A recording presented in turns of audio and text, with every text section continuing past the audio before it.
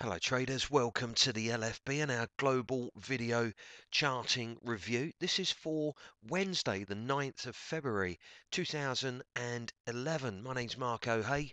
I'm the Trade Desk Director over here at the LFB, and content that's provided here comes from the automated trading program which has been set up to allow retail investors to tap in to an institutional feed that covers forex signals that can be automated and traded for you via Tradency and FXCM.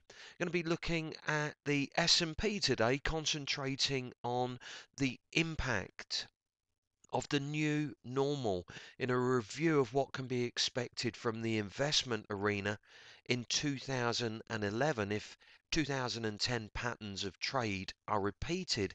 And it would seem that traders and investors have merged into one entity and that they'll have a test in time if they don't adapt to the new normal that's unfolding. Whether it's day trading to hedge exposure or longer term investment strategies that are being built, there are some nuances in place that really should not be ignored. And whilst the equity markets are touching yearly highs, commodity markets touching yearly highs, we've got really very little going on in the currency markets. And we're going to try and explain the nuances of that and why the impact of what's happening in these global markets is not leading through to currency movement. House of Cards, maybe. House of Cards built on sand, maybe.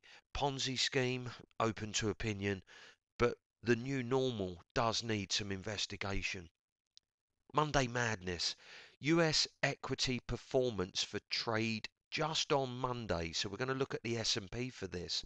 In 2010 showed a 16% gain on capital just on Monday trading days. If you only traded on a Monday, you'd have a 16% return on your capital.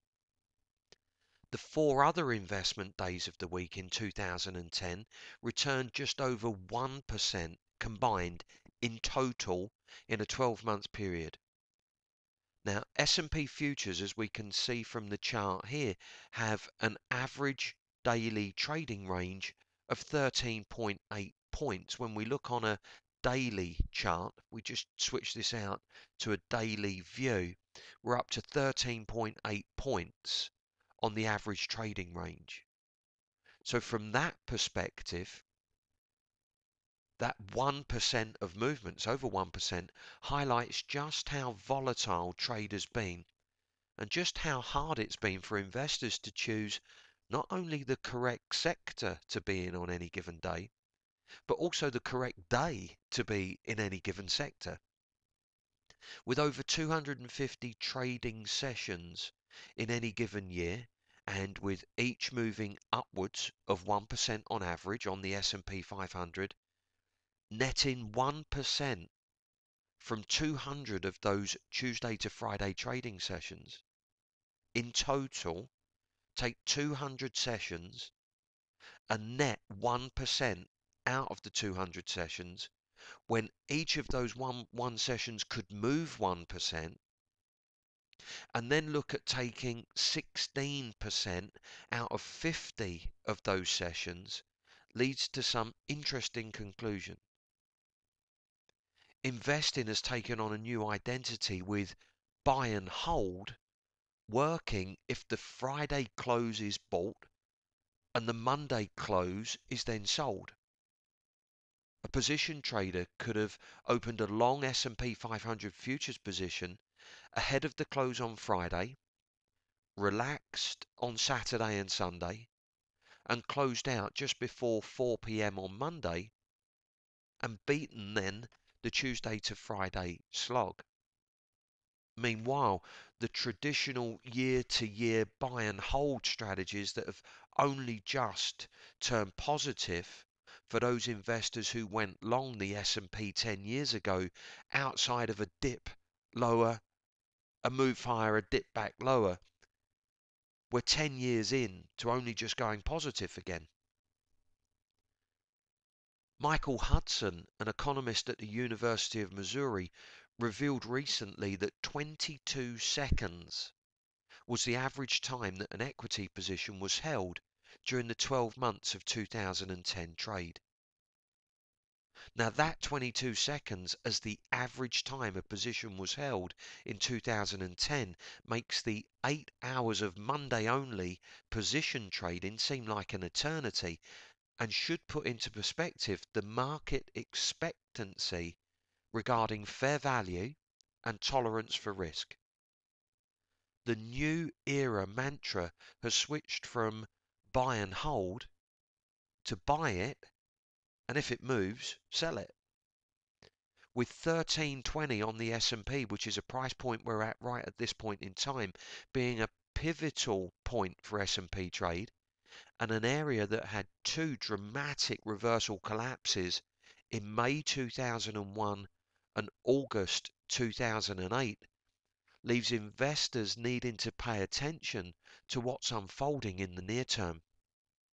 And we can see here the 1320 area in 2001 led to a test down towards the 750 area. In 2008 led down to a test of 666 on the S&P. We're now back in that range again. But we've got to go back a long way to see any kind of appreciation that lasted for any period of time. We've got dramatic reversals. We've got slogs higher that very few people seem to be appreciating and very few have enjoyed. And then we've got these flash crash kind of reversals that, although normal to us now, are not really acceptable when common sense comes into play. But it is what it is. The impact of the Federal Reserve's mandate of open market interference, they call it open market operations, but interference seems to be more of a balanced view, has set out a new normal regarding market mechanics. On the days of permanent open market operations, POMO, where the Fed buys back recently issued Treasury notes and by default or design forces primary dealers into the equity markets, on the days of those POMO auctions, and they're coming 3 auctions a week on average, the last hour of business on POMO auction days tends to have a significant spike to the long side of trade. POMO days may be the saviour of the Tuesday to Friday whitewash, with a pattern that clearly shows the dominance and or reliance on the drip-fed Federal Reserve backstopping of risk. If we just think about that, Mondays are dramatically positive compared to Tuesday through Friday, 16% just on Monday trades during 2010, 1% if you'd invested Tuesday through Friday for the whole year. 22 seconds, the average time that a position was held during the course of 2010. And on the days of POMO market operations, or interference by the Federal Reserve, on those POMO days, the last 60 minutes of trade tend to have dramatic spikes to the long side. Now, add in another variable. As Wall Street equity markets grind higher in their newly formed patterns of trade that take out 2010 and 2011 highs, the volume levels have collapsed. This week has seen S&P futures test 1320, which we know is a price point we haven't seen in the last 2.5 years. The last time 1320 was seen was in August 2008. We've done that, hit this 1320 reversal point, and we saw how dramatic those reversals were in 2001 and 2008. We've seen it on the lowest volume days of the year, yesterday and today. The Monday ramps higher, the Tuesday to Friday slogs, the last 60 minutes of trade on POMO days, the 22 seconds as average time to hold a position in 2010, all of those movements are running on fumes. And a new normal is being created where, so long as there are at least two high frequency trading algorithms looking for S&P movement, there's going to be plenty of sporadic price action. The new normal has certainly tested the resolve of retail investors who have withdrawn money from mutual and hedge funds in record numbers over the course of the last 12 months, as the Monday melt-ups and the high-frequency trading stroke POMO smash and grabs dominate the equity landscape. With a long-term position now covering 3 days and 2 of those being a weekend, and the average 2010 trade lasting less than half a minute, the new normal in investing and trading has caught up with the Twitter-like world of instant gratification.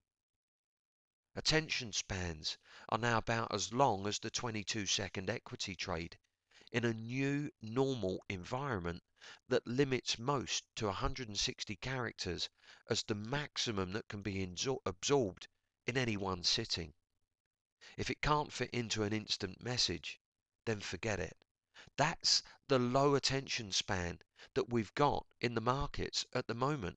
The fear of loss, the fear of loss of potential gain, the dramatic increase in interest rates off the 10-year Treasury note collapsing in value.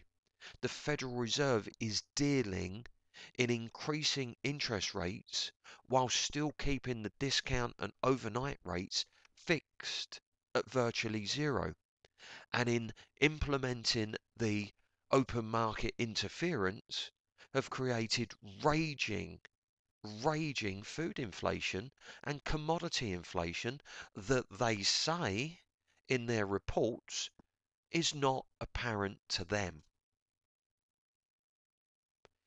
Challenges will occur on the next major test of support for the S&P trade that comes on a low volume, midweek trading session that's got no POMO operation to rescue the last 60 minutes of trade, which will be initiated by a soundbite headline crossing the wires.